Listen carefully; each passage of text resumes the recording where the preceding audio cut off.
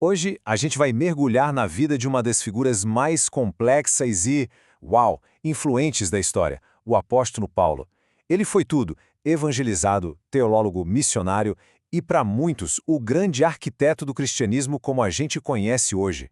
E para guiar essa nossa conversa, vamos usar como base o livro do Hernandes Dias Lopes. É um material que dá uma visão bem detalhada da jornada do Paulo, desde aquele zelo inicial até o impacto gigantesco que ele teve.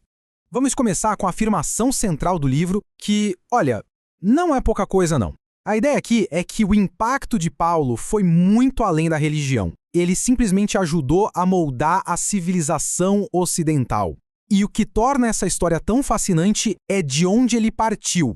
Pois é, aqui que está o grande paradoxo. A jornada do Paulo não foi uma linha reta.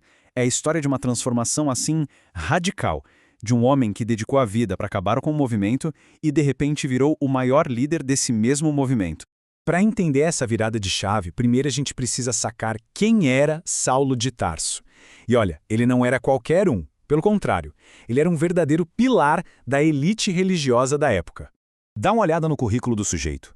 Ele era, como o livro descreve, um judeu puro sangue e foi educado pelo maior mestre do seu tempo, o Gamaliel. Fazia parte dos fariseus, o grupo mais rígido. E o mais importante, ele tinha uma cadeira no Sinédrio, o que dava a ele poder de vida e morte. Agora some a isso uma cultura geral imensa e a cobiçada cidadania romana.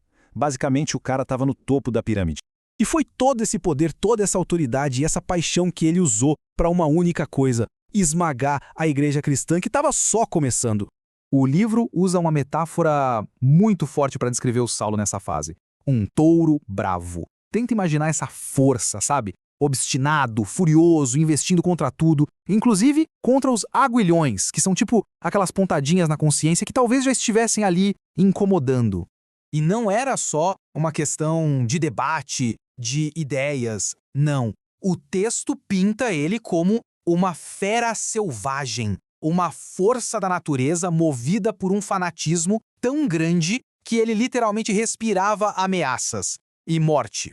E isso não era só da boca para fora. A perseguição era calculada, era brutal. Ele usava a lei para prender, usava a violência física para caçar, açoitar e até votar pela execução e a tortura psicológica para forçar as pessoas a negarem a própria fé. O alcance dele era gigantesco, ele perseguia os cristãos até fora das fronteiras, indo para Damasco.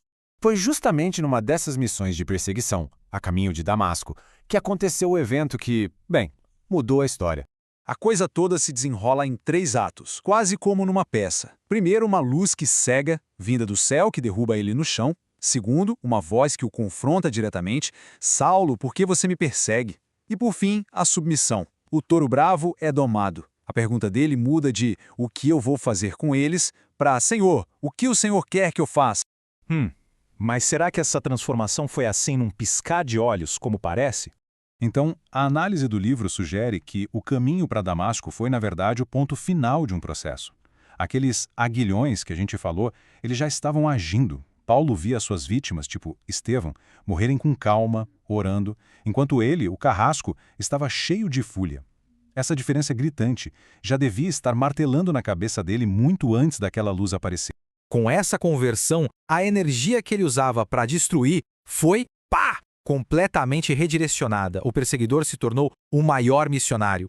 A inversão é de 180 graus. O homem que queria devastar a igreja se tornou o maior plantador de igrejas da história.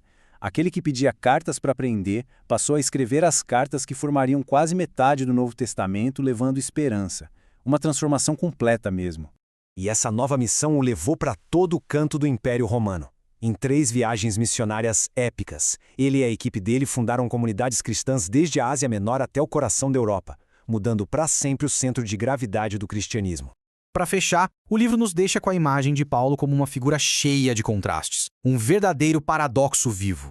E aqui está o ponto central, o contraste total entre como o mundo via Paulo e a realidade espiritual dele. Para o mundo, ele era uma vergonha, um impostor, um ninguém. Mas, na realidade, ele encontrava a honra justamente na desonra. Era famoso mesmo sendo um desconhecido. E o mais incrível, apesar de não ter nada, ele enriqueceu muita gente com sua mensagem. A vida dele vira um completo enigma, né? E isso tudo nos leva à reflexão final desta análise. A história de Paulo, o perseguidor que virou arquiteto, nos força a pensar: qual é o poder que existe na transformação de uma única pessoa? E como é que essa mudança que começa por dentro pode de fato acabar remodelando o mundo inteiro?